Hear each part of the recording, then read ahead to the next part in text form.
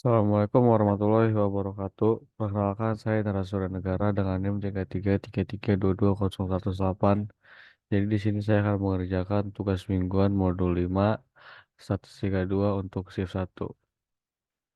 Jadi di sini nomor satu, sebuah penelitian dilakukan untuk menilai apakah preferensi pengguna media sosial Facebook, Instagram, Twitter, dan LinkedIn berbeda antara tiga kelompok usia. Kelompok A 18 sampai 25 tahun, kelompok B 26 sampai 35 tahun, dan kelompok C 36 sampai 45 tahun.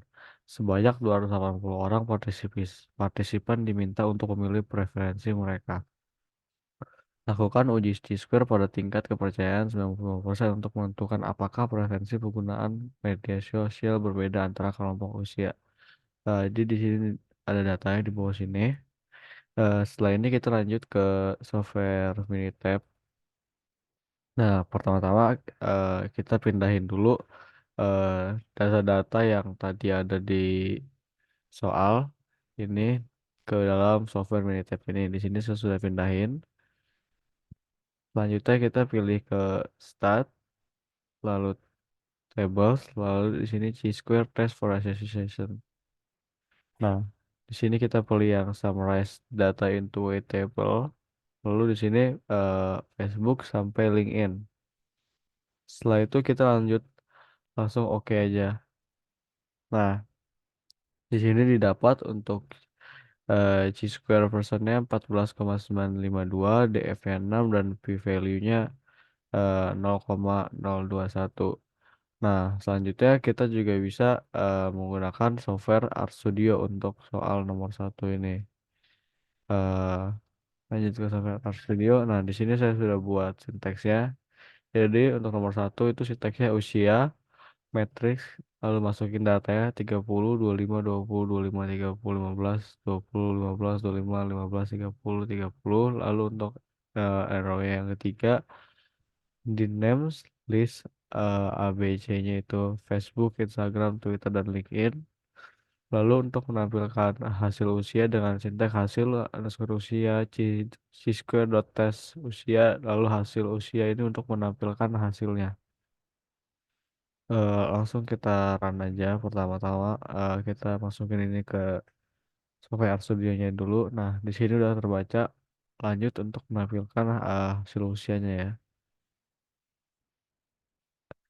Nah, di sini didapatkan untuk X square itu 14,952, DF-nya 6, P-value-nya itu di 0,02063.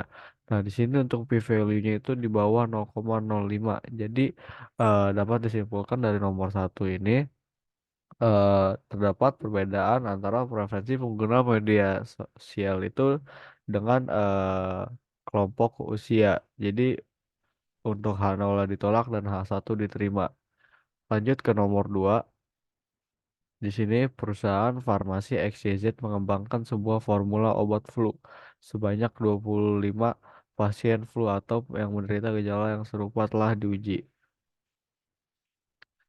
Pengguna formula tersebut dan tingkat kesembuhan pasien diukur sebelum dan setelah pengobatan. Berikut data tingkat kesembuhan pasien. Nah, di sini ada 25 data. Berdasarkan data tersebut, apakah terdapat perbedaan yang signifikan dalam tingkat kesembuhan pasien antara sebelum dan sesudah pengobatan? Gunakan tingkat kepercayaan 95%. Untuk soal nomor 2 juga dapat digunakan menggunakan dua software, Minitab dan RStudio juga. Jadi kita pertama ke software Minitab. Nah, di sini saya sudah pindahin datanya. Jadi awal pindahin dulu datanya sebanyak 25 data. Nah, setelah itu kita ke kita ini dulu hitung selisihnya ya. Jadi cara untuk menghitung selisih itu kita ke kalkulator. Nah, di sini s- kita show resultnya di selisih. Nah, untuk di expressionnya jadi kita maaf sesudah dikurang dengan sebelum. Nah, di sini udah terdapat selisihnya ya. Sudah semuanya. Lanjut kita ke stat non parametrik satu sim. sampel Wilcoxon. Nah, di sini untuk variabel kita pakai yang selisih. Confidence-nya di 95,95%. Lalu untuk tes mediannya 0,0 dan eh, alternatifnya not equal. Langsung di oke aja. Nah, di sini dapat untuk sampel 25 dan median 1 pil kosong statistiknya itu di 244,00 dan p-value-nya 0,029. Selanjutnya kita ke software RStudio. Nah, untuk nomor 2 ini kita pakai uji Wilcoxon. Nah, di sini kita masukin dulu data sebelumnya, lalu masukin data sesudahnya. Lanjut menggunakan software syntax Wilcox the test sebelum, koma sesudah, koma paired. Nah, di sininya kita pakai true. Langsung di run aja. Nah, di sini didapatkan untuk data V sama dengan 81 dan V value sama dengan 0,02557. Nah, di sini untuk V value-nya itu juga di bawah 0,05. Jadi hal ditolak dan hal satu diterima. Jadi di sini terdapat perbedaan yang signifikan dalam tingkat kesembuhan pasien antara sebelum dan sesudah pengobatan. Jadi kurang lebihnya mohon maaf. Sekian dari saya. Wassalamualaikum warahmatullahi wabarakatuh.